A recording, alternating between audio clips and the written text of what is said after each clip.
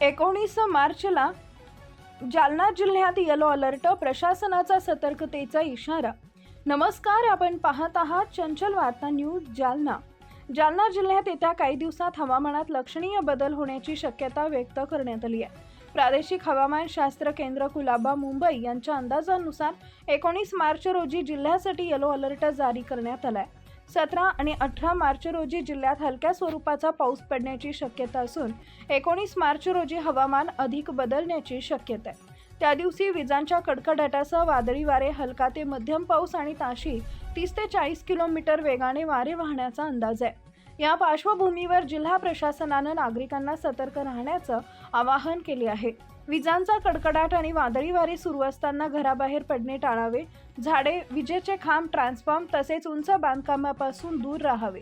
मेघगर्जना होत असताना मोकळ्या जागेत किंवा झाडाखाली उभे राहू नये, तसेच सुरक्षित ठिकाणी आसरा घ्यावा।